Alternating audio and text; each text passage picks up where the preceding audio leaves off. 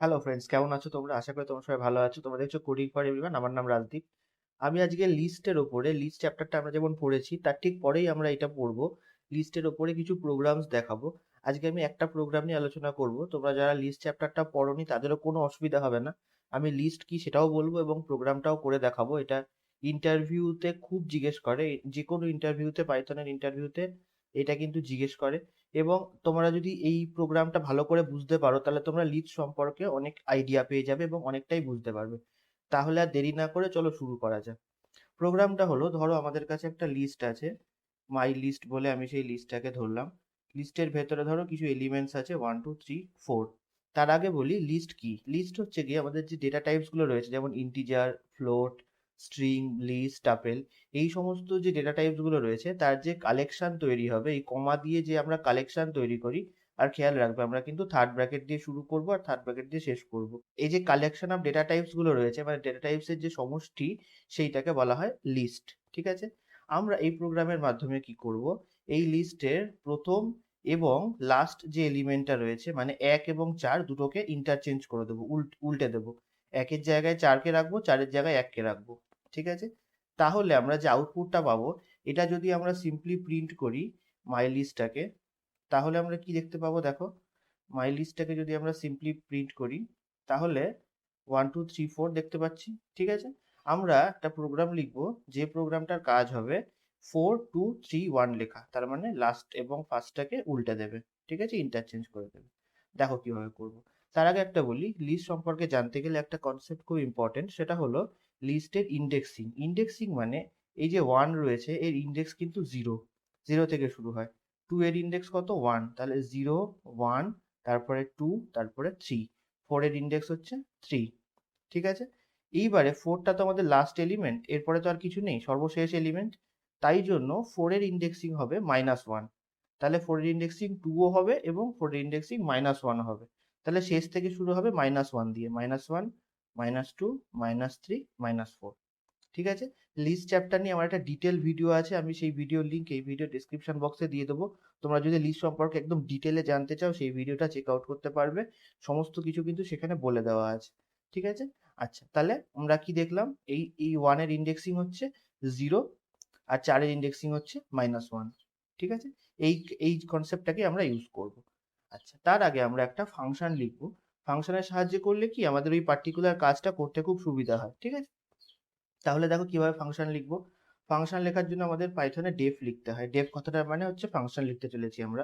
Function, তারপর একটা name দিতে হয় যে কোন নামে আমরা ফাংশনটাকে ডাকবো। যেমন আমি দিচ্ছি সোয়াপ লিস্ট। ঠিক আছে, এটাকে সোয়াপ করা বলে অ্যাকচুয়ালি। এই উল্টে পাল্টে দেওয়াটাকে সোয়াপ করা বলে। ঠিক আছে।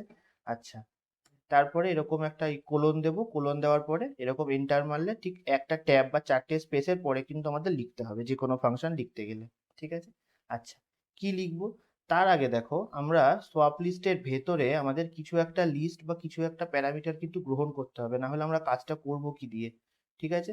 সোয়াপ লিস্টের ভেতরে আমরা এই মাই লিস্ট, যেটা আমাদের লিস্টটা যেটা ছিল, সেইটা কিন্তু আমরা গ্রহণ করলাম। ঠিক আছে। আচ্ছা, এটার ভেতরকার কোডিং আমি লিখবো। তার আগে আমি যদি সোয়াপ লিস্টটাকে কল করি, তখন কিন্তু আমাকে এই মাই লিস্টটা প্রোভাইড করতে হবে। কিরকম জিনিস দেখো, সোয়াপ লিস্টটা যখনই আমি কল করব তখন কিন্তু আমাকে ব্র্যাকেট দিয়ে এই মাই লিস্ট যেটা ছিল, তার মানে 1 2 3 4 যে এলিমেন্টটা ছিল, সেটা কিন্তু আমাকে প্রোভাইড করতে হবে। ঠিক আছে। এইটাকে বলা হয় ফাংশন কলিং আর এইটাকে বলা হয় ফাংশন ডেফিনিশন। ঠিক আছে। তার মানে হলো, এই যে ফাংশনটা যখন কল করছি তার সাথেই আমি মাই লিস্টটাকে আমি দিয়ে পাঠাচ্ছি। কোথায় যাবে? এইখানে আসবে। এইখানে আসার পরে ও মাই লিস্টটাকে পেয়ে যাবে। এরপর আমরা এটাকে ইউজ করতে পারবো। ফাংশন নিয়ে একটা ডিটেল ভিডিও আমি এর পরেই বানাবো। তোমাদের যাবতীয় যদি কোনো কোয়েশ্চেন থাকে সেখানে সমস্ত কিছু ডাউট কিন্তু ক্লিয়ার হয়ে যাবে। আচ্ছা, তাহলে আমরা কি পেলাম, মাই লিস্টটা আমাদের কাছে চলে আসলো। এবার দেখো আমাদের কি করতে হবে, মাই লিস্টের ইন্ডেক্স নাম্বার 0 আর ইন্ডেক্স নাম্বার -1টাকে কিন্তু সোয়াপ করতে হবে, তাই তো? আচ্ছা, প্রথমে সেই দুটো আমরা লিখে নিই। কিভাবে লিখবো, ইন্ডেক্স নাম্বার 0 লিখলাম, কমা দিয়ে ইন্ডেক্স নাম্বার -1 লিখলাম। ঠিক আছে। এই দুটোকে আমরা সোয়াপ করব। আমরা অ্যাসাইনমেন্ট অপারেটর পড়েছিলাম, তার মানে a ইকুয়ালস টু বি লিখেছিলাম, মানে বিটা এতে অ্যাসাইন হয়ে যাওয়ার কথা ছিল। অ্যাসাইনমেন্ট অপারেটর, এখানেও আমরা অ্যাসাইনমেন্ট অপারেটর ইউজ করব। -1টাকে 0তে অ্যাসাইন করব, মানে -1 মানে কত? 4। সেটাকে 0তে অ্যাসাইন করা মানে কি, এই পজিশনে অ্যাসাইন হয়ে গেল। আর 0টাকে -1 এ অ্যাসাইন করে দেবো। দেখো একদম সহজ। আমি কোডিংটা লিখে নিই তারপর এক্সপ্লেন করছি। দেখো তাহলে আমাদের মাইলিস্ট 0 মানে 1 আর মাইলিস্ট -1 মানে 4। আচ্ছা, এই মাইলিস্ট 0 এটাকে কি দিয়ে রিপ্লেস করব? মাইলিস্ট -1 দিয়ে রিপ্লেস করব, কারণ আমাকে একটা তো 4 দিয়ে রিপ্লেস করতে হবে। আচ্ছা, সিম্পলি তাহলে আমি কি লিখবো এখানে? 0টাকে -1 দিয়ে রিপ্লেস করে দিলাম, তাহলে -1টা 0 এর ভেতরে স্টোর হয়ে গেল। ঠিক আছে। আচ্ছা, তারপরে কি? -1টাকে কি দিয়ে রিপ্লেস করব? 0 দিয়ে রিপ্লেস করব, তাহলে ইন্ডেক্সিংটা 0 লিখলাম। ঠিক আছে। তাহলে কি হলো ব্যাপারটা, এবার ভালো করে দেখো, এক লাইনে আমরা লিখে দিলাম কিন্তু। এবার ভালো করে দেখো কি লিখলাম আমরা। মাইলিস্ট 0 দ্যাট মিনস 1, এইটা অ্যাসাইন হয়ে গেল মাইলিস্ট অফ -1 এ, এইখানে অ্যাসাইন হয়ে গেল 4 এর জায়গায়। আর মাইলিস্ট -1 তার মানে 4, সেইটা অ্যাসাইন হয়ে গেল মাইলিস্ট 0-তে। বুঝতে পারলে? আচ্ছা, তাহলে আমাদের যখন কাজ হয়েই গেছে আমরা সেটাকে রিটার্ন করে দিই। ফাংশন আমরা রিটার্ন করব কেন? যদি ফাংশনটা কল করি আর যদি কাজ করি, ধরো একটা কাজ করতে বলা হলো তোমাকে, কাজটা করার পরে তুমি কিছু আউটপুট দিলে না, তাহলে কিন্তু হবে না। সুতরাং ফাংশন যখনই কল হচ্ছে তখনই কিন্তু আমাকে রিটার্নটা করিয়ে দিতে হবে। কি রিটার্ন করবো? আমাদের কাজ হয়ে গেছে মাই লিস্টের ভেতরে, আর মাই লিস্টে আমরা রিটার্ন করে দিচ্ছি। ঠিক আছে। তাহলে সব লিস্টের ভেতরে এই কাজটা হয়ে গেল।